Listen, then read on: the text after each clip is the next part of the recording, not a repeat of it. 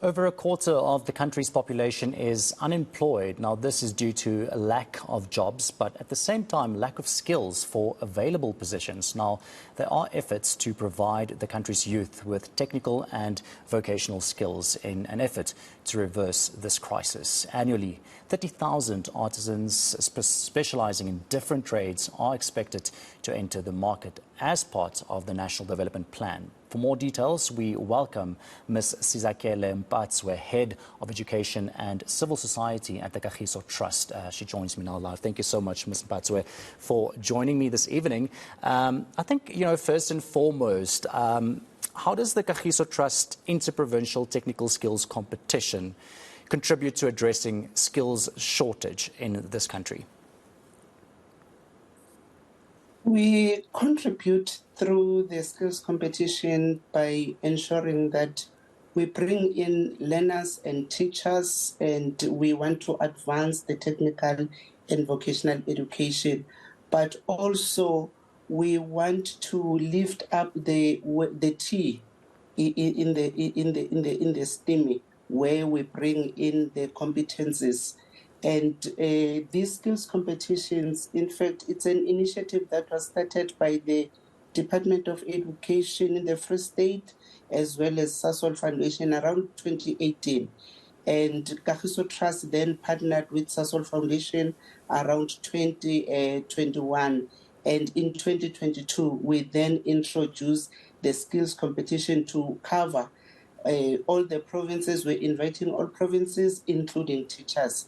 And we see this contributing to the national requirement, or even contributing to the national goal of attaining the 30,000 artisans by 2030, because we are already developing a pipeline of young people.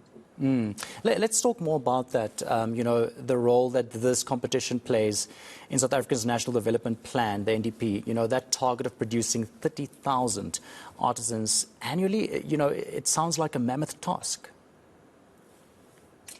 It does sound like a mammoth task, but if you bring together like-minded organizations and partners to partner for this, we've seen this, because as we started the partnership and advocating for the technical and vocational skills, we have seen that so many people are aware of the opportunities and what are the gains that can come out of that. But we are also trying to bridge the gap between the education and the workforce, making sure that we address what employers want. And we as we are contributing to this annual goal, we don't just say at the tail end we want to contribute, but we start by making sure that we create a pipeline. And this pipeline, we're creating it through the skills competitions, the championships, and over and above. Our vision is to put these young people in the global platform where they can compete in the world championships, the skills competitions that are happening globally. And in that, will not only be putting young people, but will be putting South Africa on the map and showcasing what are the competencies and skills that are available in the country. But also, this is the area that it assists us to and make sure that teachers collaborate, because collaboration is important, not only between teachers, but also with TVETs, with providers of training, and promoting this community of practice approach.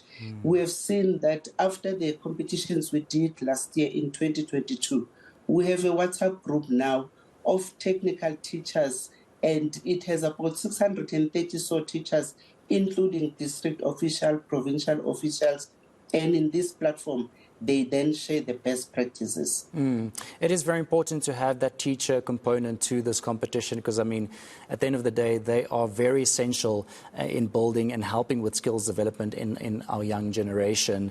Let's talk about those learners. How many learners exactly are we talking about when it comes to this competition, and what are these specializations, that they'll be taking part in this competition? So the competition started at the different provinces as a provincial competition, eliminating them towards the interprovincials that we're talking about. And learners were participating in 5 trades. About 63 learners were representatives of the 5 provinces, which is Gauteng, Western Cape, Limpopo, Mpumalanga, and the Free State. And we had about 36 teachers because it's new for teachers, including the specializations that teachers were competing on. They were competing on 3 and learners on 5. And the skills that were showcased by the participants were the welding skills, were the wiring of circuits, were measurement skills, bending skills, cutting according to measurement, assembling according to specifications. You could see the different prototypes that they had produced, which they also took home. So they made brace stands. They were also, in terms of power system, they were wiring. They were doing domestic wiring. They also did construction where they built a fireplace. They also built a brace stand. It's Christmas time now. We're encouraging our learners that you can go back to where you come from and make the brace stand and sell it to your teachers, to your neighbors, to your parents, family, or friends.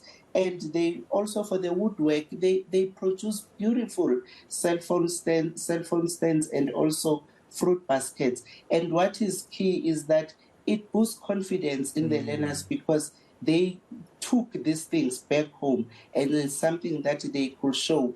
And in a way, it also assists us to be in line with the department's 3 streams model of creating awareness and advocating for the stream. That is brilliant because, we need more of that, making our children and our learners aware of the real world where they can, make something and then become entrepreneurs at the end of the day, which is something, that I think young people should aspire to in this economy and in this climate that we are in South Africa.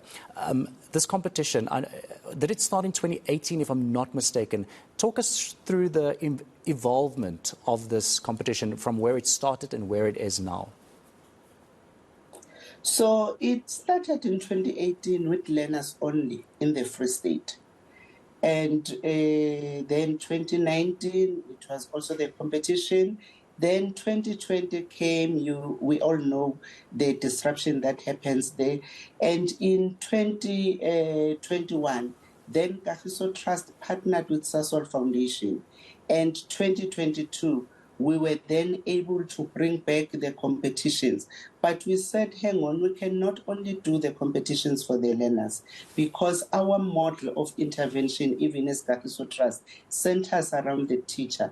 And we said we need teachers here because teachers are the ones that impart skills and knowledge to learners. And if they can hone their skill and strengthen their capability and competency, then we will see results that are not only once-off results but are sustainable. Therefore, we brought in teachers to make sure that we also keep them abreast of what are the new technologies that are there, the machinery that is there, the tools that are there, but also exposing them to the future careers that are required by the world of economy, and ensuring that as they develop the young people, they are able to pass on these skills and encourage young people not only to look forward to be employed, but to be job creators. We have talked about entrepreneurship, but also this exposure to hands-on practical sessions, it also boosts their confidence.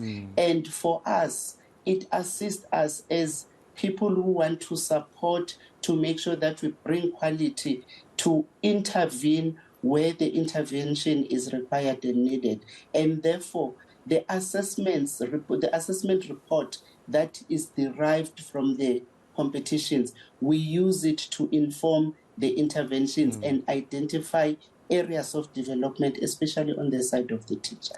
Thank you so much for your time this evening, and thank you so much for informing us about this amazing initiative and this competition. Ms. Sazekhele Mpatswe, Head of Education and Civil Society at the Kagiso Trust. Of course, this competition, the Sasol Kagiso Trust Interprovincial Technical Skills Competition, contributes to addressing skills shortage in South Africa. Of course, 63 learners will be taking part in this, and we wish them all of the best.